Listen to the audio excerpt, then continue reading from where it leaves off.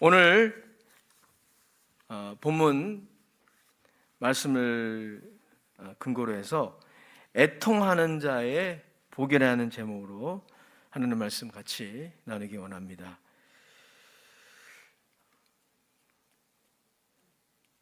우리들은 그 자신의 과오로 생기는 것이든 아니면 애매하게 경험하는 것이든 보통 어떻습니까? 속상한 일을 만나거나 경험하기를 꺼립니다. 그래서 가급적 피하죠. 도망가기 원합니다. 그리고 이렇게 기도하죠. 오늘도 무사히 그런 속상한 일을 만나지 않도록 그렇게 기도합니다. 왜 그렇습니까? 그 속상한 일이 우리의 크고 작은 슬픔을 가져오기 때문이에요. 슬픔을 좋아하는 사람이 어디 있겠습니까? 특별히 코로나19와 같이 이 엔데믹 시대, 이 우울한 시대에 슬픔을 좋아하는 사람은 없을 것입니다. 그런데 오늘 예수님은 또 하나의 역설적인 성경의 진리는 진리가 아닌 것 같은데 진리인 것인 경우가 많잖아요. 그걸 역설이라고 해요. 역설적인 복에 대해서 또 한 번 가르쳐 주십니다. 그게 뭐냐면 슬픔이 행복의 재료가 될 수 있다는 거예요. 슬픔이. 그래서 오늘 예수님이 4절에 이렇게 두 번째, 팔복의 두 번째 복을 말씀해 주셨어요. 우리 같이 읽어보겠습니다. 4절, 마태복음 5장 4절 시작. 애통하는 자는 복이 있나니 그들이 위로를 받을 것이며. 사실 애통이란 단어는 헬라어로 펜사오라고 하는데요. 이 단어의 선전적인 의미는 보통 슬픔을 말하는 것이 아닙니다. 이 슬픔은 가장 슬픈 상태를 의미합니다. 이 애통이라는 단어의 애자도요, 창자 애자예요. 창자를 가리킬 때 애를 끓는다 이런 표현을 쓰는데 창자를 끄는 것 같은 슬픔과 후회와 회한, 이것이 바로 이 애통, 펜사오의 의미예요. 사랑하는 자녀의 죽음 앞에서 절규하는 부모를 한번 생각해 보십시오. 그것이 애통이에요. 불의의 사고로 자신의 건강한 다리를 하루아침에 잃어버린 자의 슬픔을 생각해 보십시오. 그것이 바로 애통이에요. 어느 날 하루아침에 자신의 건강을 잃어버린 자의 슬픔을 생각해 보십시오. 그것이 바로 애통이라는 단어의 무게감이에요. 물론 이 애통 중에는, 이 슬픔 중에는 부적절한 애통도 있습니다. 우리 그것을 기억해야 돼요. 미국의 설교자 존 메가더가 자신의 팔복이라는 책에서 바로 해석한 것처럼 자신의 그릇된 욕망과 고집이 이루어지지 않는 것에 대한 불만, 그리고 원망과 쓴뿌리가 가득한 애통도 있어요. 이런 애통은 복이라고 할 수 없습니다. 예를 들어 광야에서 이스라엘 백성들이 이 애통의 모습을 보여주죠. 하나님이 우리를 드디어 죽게 하시려고 이 광야로 인도하셨구나. 그리고 성경에 보면 민수기서 14장에 보면 그들이 밤새도록 애곡했다 그랬어요. 애곡. 울었어요. 그리고 그 결론은 뭡니까? 하나님 때문이야. 하나님 때문이야. 모세 때문이야. 아론 때문이야. 여러분, 이렇게 결론이 내려지는 슬픔, 이것을 우리가 복이라고 할 수 있을까요? 그러니까 여러분, 이러한 애통과 이러한 슬픔은 축복이라고 할 수 없을 것입니다. 그럼에도 여러분, 우리를 복되게 하는 애통이 있다는 거예요. 자, 이게 놀라운 진리예요. 기쁨만이 우리를 복되게 하는 게 아니라 슬픔도 우리를 복되게 한다는 거죠. 감리교회 창시자 요한 예술례가 이 애통을 복된 애통이라 이렇게 정의했어요. 서울신대 교수이신 이신건 박사에 따르면 이 애통은 양심의 고통, 자신의 죄악에 대한 자책으로 인한 그 양심의 고통 같은 정신적인 차원이나 도덕적인 차원의 슬픔만이 아니라는 거예요. 예수님 말씀하신 이 애통은 우리가 이 땅에서 겪게 되는 온갖 괴로운 상태, 그것을 다 포함할 수 있습니다. 좀 전에 말씀드린 것처럼 사랑하는 사람을 잃었을 때, 억울하게 누군가에게 핍박을 받을 때, 혹은 부당한 평가를 받을 때, 혹은 우리의 중대한 범죄 때문에 하나님을 향한, 이웃을 향한 중대한 범죄를 저질렀을 때, 그 죄의식, 그 죄책감으로 인해서 우리는 애통할 수 있습니다. 또 병으로 고통을 당할 때 모두를 포함합니다. 이 모든 상황은 우리를 슬픔의 슬럼프에 빠지게 해요. 그런데 어떻게 그들이 복 있는 자라고 할 수 있어요? 물론 여러분, 팔복은요, 고통을 찬미하는 그런 윤리를 가르치지 않습니다. 예수님의 팔복의 가르침은 그런 고통이나 속상한 일을 미워하는 그러한 가르침이 아니에요. 그럼 왜 예수님은 애통하는 자가 복이 있다고 말씀하실까요? 두 가지 이유가 있어요. 우리 그 두 가지 이유를 함께 나누기 원합니다. 먼저 애통하는 자는 슬픔이 동기가 되어 하나님 앞에서 슬피 우는 자입니다. 여러분, 동기라는 거 있죠? 동기 동창할 때 그 동기 말고 모티베이션, 우리를 움직이게 하는 어떤 동기부여, 그 동기를 말하는 건데, 슬픔이 동기가 될 수도 있다는 거예요.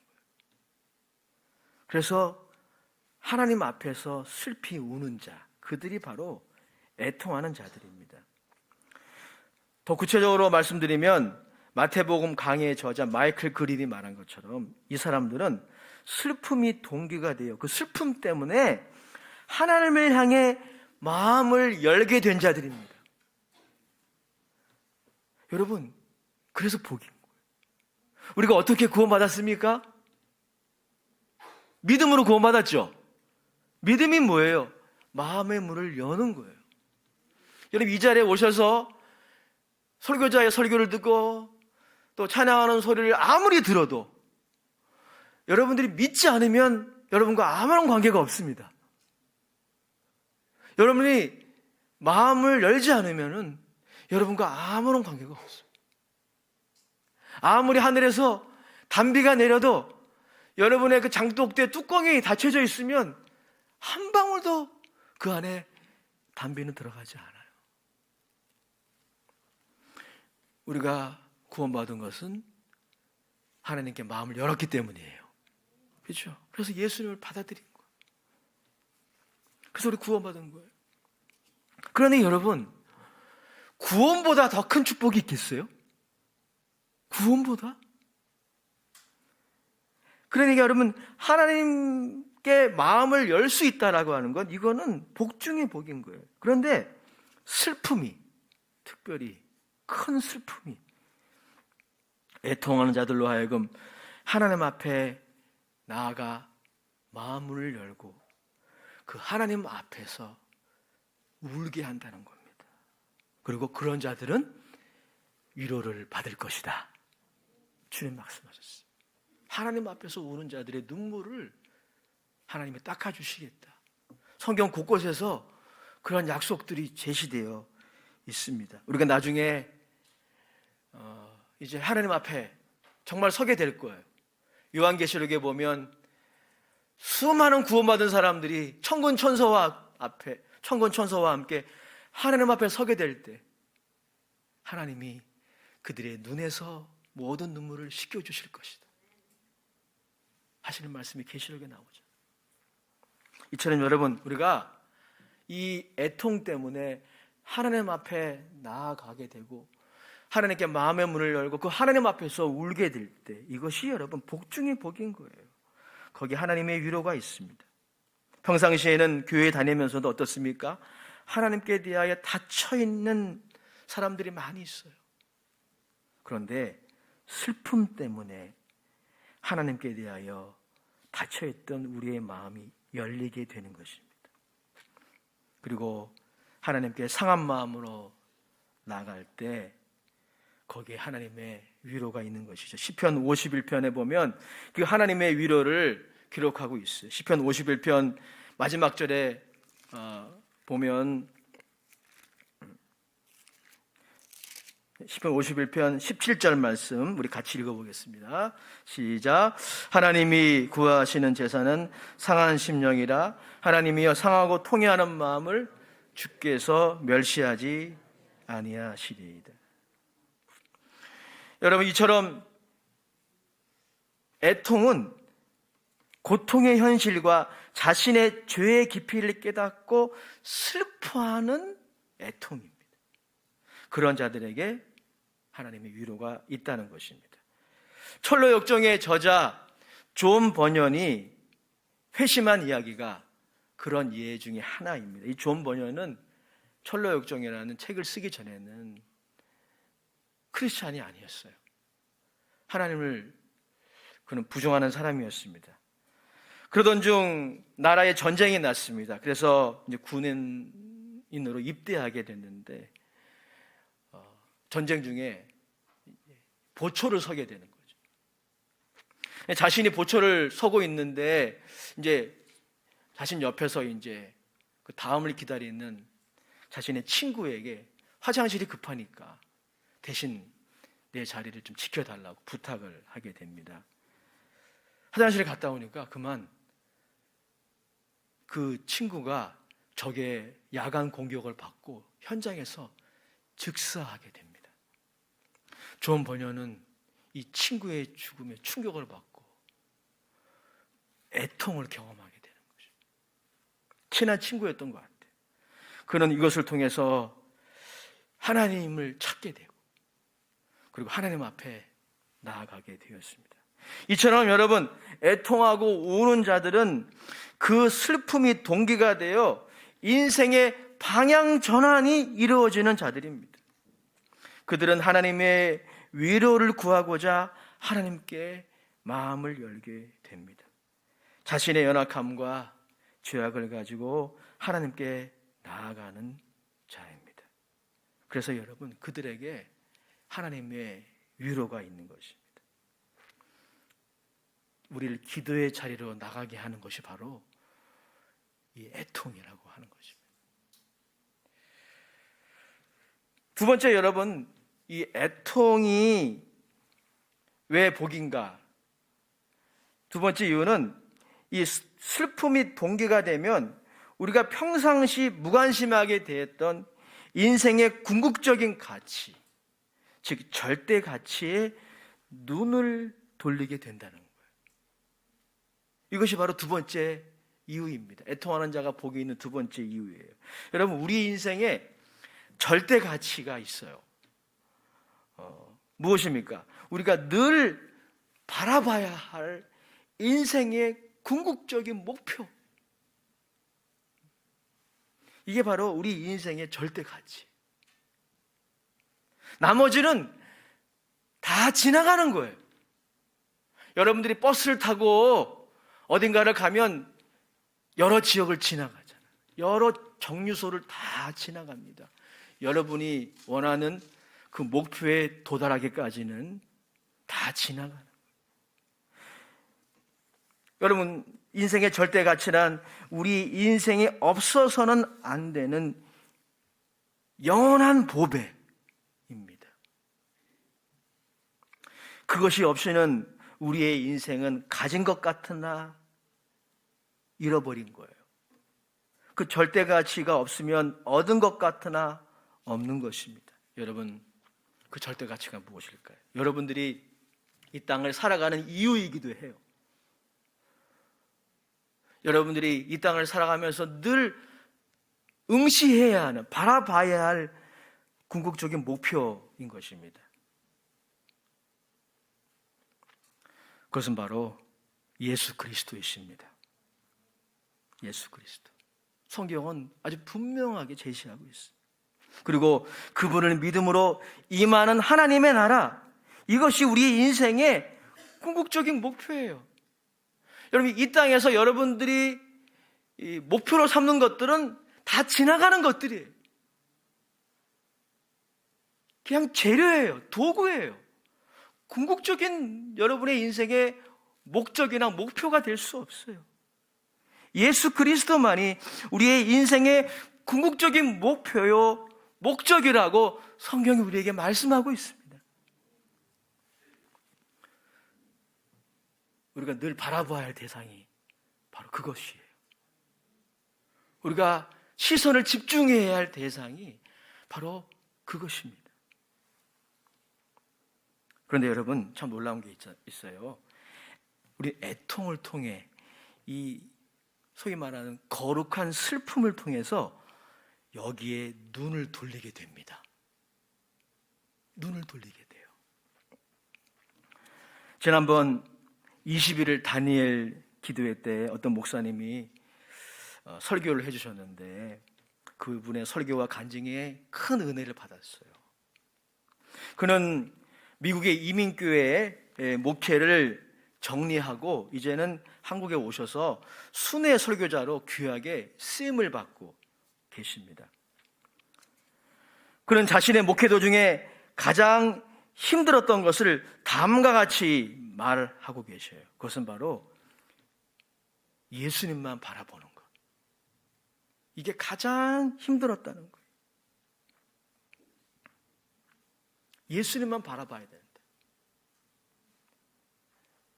그 인생의 궁극적인 목표에 시선을 고정해야 되는데 이게 가장 힘들었다는 거예요. 그리고 그는 과감히 자신의 10년간의 목회를 이렇게 평가했어요. 실패했다고 말했습니다. 저는 그분의 그 과감하고 솔직한 간증에 충격과 또 도전을 받았습니다. 그 설교를 들으면서 이런 생각을 해보았어요. 나는 이제 내년 4월이면 단임 목회자로서 10년인데 나는 성공한 건가? 이런 질문을 스스로에게 했습니다.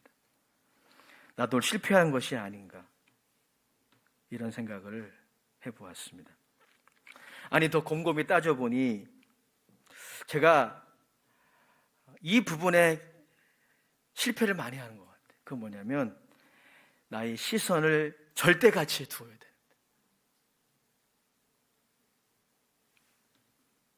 이 부분을 실패하고 있는 것이 아닌가. 사실 저는 그러한 실패를 매일 경험하고 있습니다. 그만큼 이게 쉽지 않은 거예요. 자꾸 사람이 보이고 자꾸 환경이 보이고 나의 처지가 보이고. 여러분, 성경에 보면요, 시선이 이 절대가치에 있지 않았던 성경의 대표적인 예가 있어요. 그게 바로 이집트에 거류했던 이스라엘입니다. 여러분, 이스라엘이 이집트로 이민을 가죠. 요셉 때문에. 요셉이 먼저 이집트에 갑니다. 그리고 요셉 때문에 야곱의 가문이, 나중에 이제 이스라엘이 되잖아요. 야곱의 가문이 단체로 이집트로 이주를 해요. 바로 왕은 요셉의 치적을 알았던, 요셉의 덕을 보았던 바로 왕은 이 이스라엘에게 고센 땅을 기업으로 줬습니다. 고센 땅은 나일강 하류 지역의 아주 비옥한 초생딸 지역이에요. 정말 비옥한 땅을 바로가 선물로 준 것이죠. 그들은 고센 땅에서 축복을 받아 번영을 누렸어요.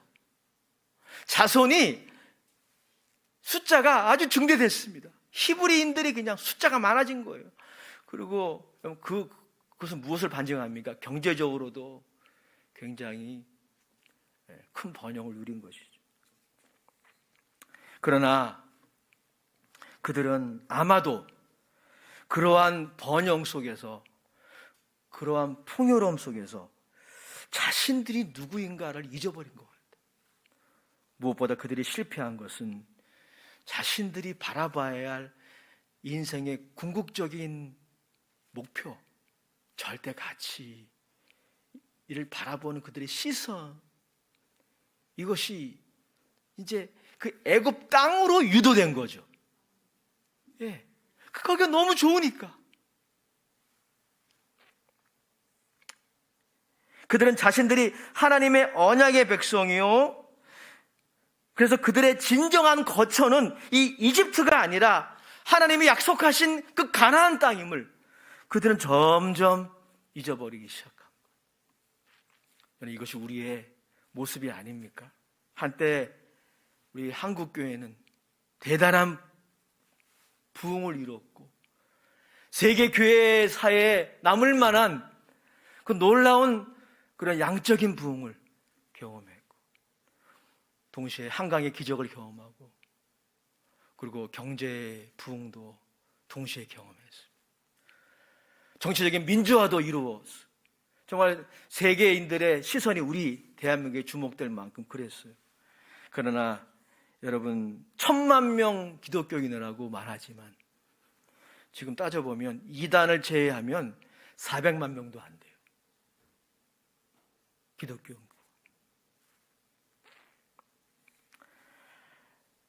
뭔가 중요한 것을 우리가 놓친 것이 아닙니까? 그러던 중 이집트 땅에서 애통할 일이 등장합니다.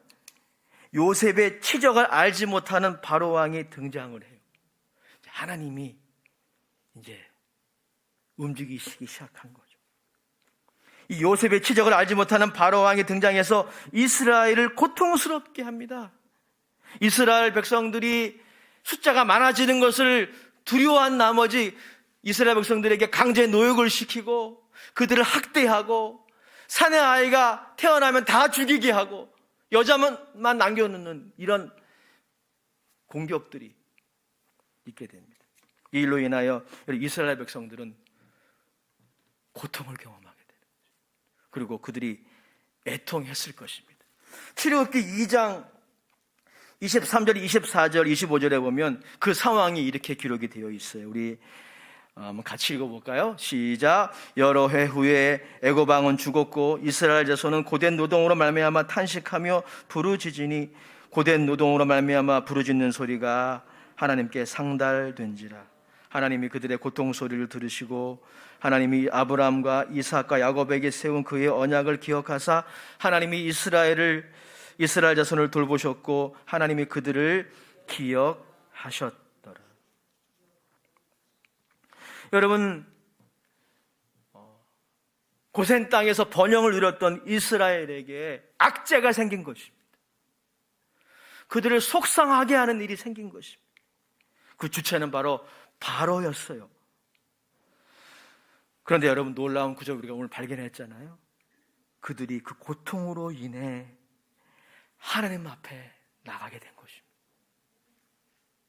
그리고 하나님께 부르짖은 것입니다. 그러니 여러분, 애통이 한몫하는 거예요. 슬픔이 한몫하는 거예요. 무엇보다 여러분, 그들은 이렇게 하나님께 나가 마음의 문을 열고 부르짖을 뿐만 아니라 결국 가나안으로 돌아오게 됩니다. 즉 고욕으로 인해 그들은 그들의 본향이 애굽이 아니라, 즉 이 땅의 번영이 아니라 하늘에 속한 더 나은 본향, 그것이 그들의 궁극적인 목표임을 알게 되는 거예요. 여러분, 가나안 땅, 하나님이 약속하신 가나안 땅은 그것을 상징하는 것입니다. 하늘에 속한 더 나은 본향, 우리가 거기에 시선을 고정해야 돼요. 사랑하는 여러분, 우리도 마찬가지입니다. 애통을 통해 우리는 이처럼 영원히 거할 도성은 이 땅이 아니라 하늘임을 알게 됩니다. 여러분, 이 땅에 우리가 얼마나 살 수 있겠어요? 정말 길어야 100년입니다. 1000년, 만년 살 수 없어. 그래서 여러분, 성경은 그리스도인들의 자화상을 무엇이라고 말합니까? 베드로 사도는 우리가 이 땅의 나그네라고 말하는 거예요. 우리는 이 땅의 나그네예요. 행인입니다. 여러분들이 인생을 살아가면서 경험하는 성공과 성취, 실패, 기타 등등은 다 지나가는 거예요, 여러분. 다 지나가는 거예요. 버스가 지나갈 때 지나가는 정류소에 불과해요. 여러분들의 인생의 궁극적인 목표는 예수 그리스도예요. 하늘에 속한 더 나은 본향이 있어요. 그런데 우리가 이 시선 유도를 많이 당하는 거예요. 그래서 그 목사님, 제가 예를 들었던 그 목사님의 그 고충이 바로 우리의 고충인 거예요. 가장 힘든 게, 신앙생활하면서 가장 힘든 게 뭔지 아세요? 예수님만 바라보는 거예요. 그게 제일 힘들어요. 근데 그거 꼭 이루어져야 돼요. 근데 참 놀라운 건 뭐냐면, 오늘 이집트를 탈출하는 이스라엘이 보여준 게 뭡니까? 이들의 출애굽 이야기가 보여주는 게 뭐예요? 애통이 그 역할을 한다는 거예요. 슬픔이 그 역할을 한다는 겁니다. 아, 그렇구나. 우리가 바라봐야 할 인생의 궁극적인 목표는 예수님밖에 없구나. 우리가 바라봐야 할 본향은 하늘에 속한 것이구나. 제가 금요 예배 때도 나누었지만 요즘 그래서 제가 개인적으로 자주 부르는 복음성가가 있어요. 순례자의 노래입니다. 제가 한번 불러볼게요. 들어보십시오. 저 멀리 배는 나의 시온성. 이 찬양 아시나요? 한번 같이 한번 불러보죠. 시작. 저 멀리 배는 나의 시온성, 오 거룩한 곳 아버지 집, 내 사모하는 집에 가고자 간밤을 세웠네. 저 망망한 바다 위에 이 몸이 상할지라도 오늘은 이곳 내일은 저곳 주 복음 전하리.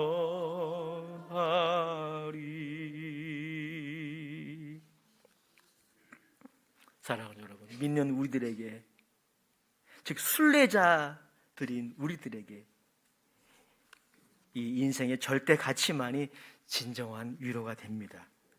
예수 그리스도만이 우리의 위로가 됩니다. 저 멀리 배는 나의 시온성을 바라볼 때 위로가 되는 거예요. 그래서 여러분, 애통이 복의 재료가 될 수 있습니다. 속상한 일이 복의 재료가 될 수 있습니다.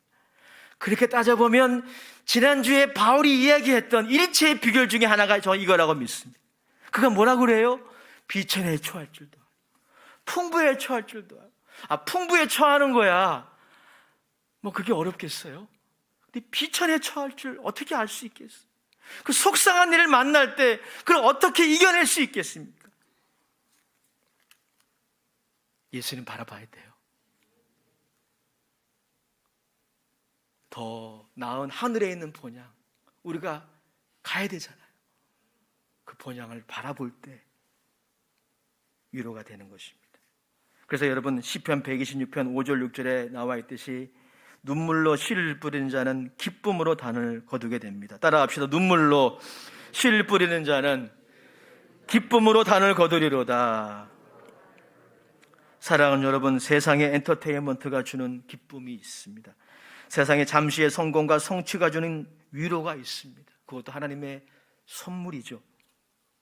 어떤 분들은 이 슬픔의 문제를 해결하고 위로받기 위해서 카페인에 의존을 하고 어떤 약물에 의존을 하고 알코올에 의존을 하고 기타 여러 기제들이 주는 위로 거기에 의지하는 경우가 또 있어요. 하지만 여러분, 인간의 공경을 위로하는 진정한 위로는 우리의 죄의 대속자이신 예수님밖에 없습니다. 예수님이 우리를 위하여 십자가에 죽으시고 부활하시고 승천하신 이후에 우리에게 보내신 성령님도 보혜사 성령님이시잖아요. 보혜사라는 말은 위로자라는 뜻이에요. 그래서 결론적으로 감히 제가 말씀드리고 싶습니다. 속상한 일도요, 우리 인생에 필요해요. 한 두 분만 아멘 하신 것 같아요. 제가 그래서 감이라고 말씀을 드린 거예요. 이런 차원에서 보면 하나님의 선한 계획 가운데 허락하시는 것일 수 있어요.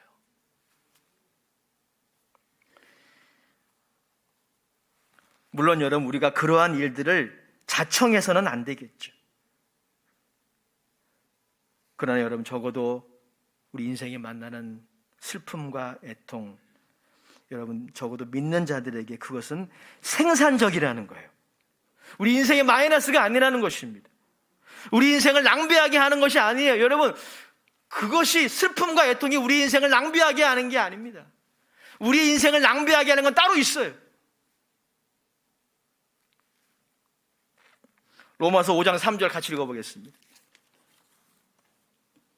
3절 4절입니다. 시작. 다만 이뿐 아니라 우리가 환난 중에도 즐거워하나니 이런 환난은 인내를, 인내는 연단을, 연단은 소망을 이루는 줄 알미로라. 아멘.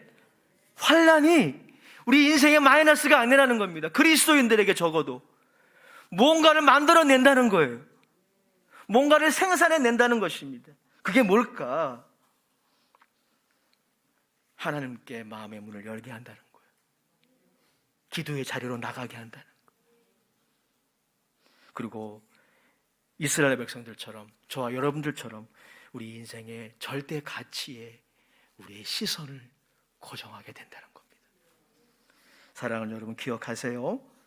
예수 그리스도가 다스리는 새로운 질서가 시작되었다고 제가 거듭거듭 말씀드렸죠? 예, 맞아요.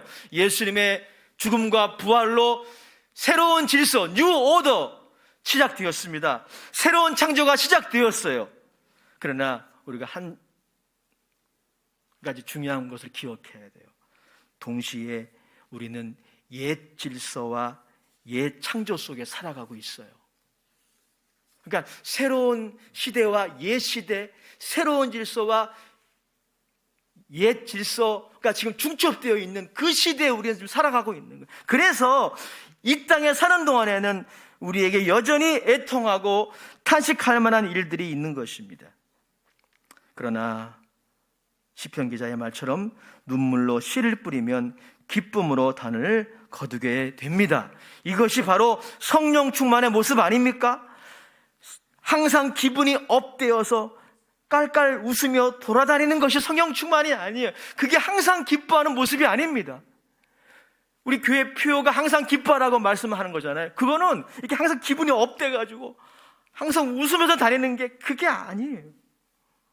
여러분, 만약에 그런 삶을 원하시면 아이스 아메리카노를 계속 드시면 됩니다. 그럼 기분이 좋아져요.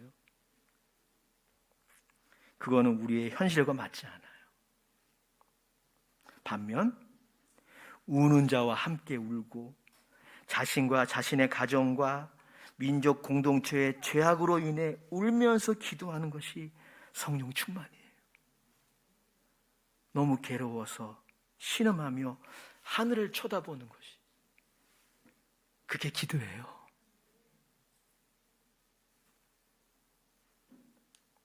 하나님의 성령의 역사로 울 수 있는 것이 바로 복입니다. 예수 그리스도 안에서 그 복을 하나님이 여러분들에게 주셨어요. 그 복의 주인공이 더욱 되시기를 주의 이름으로 축원합니다. 하나님의 위로 여러분의 소유가 되시기를 다시 한번 주의 이름으로 축원합니다. 기도하겠습니다. 하나님, 애통하는 자의 복이 오늘 고개 숙여 기도하는 모든 하나님의 종들에게 더욱 임하게 하여 주시옵소서. 예수님의 이름으로 감사하며 기도드립니다.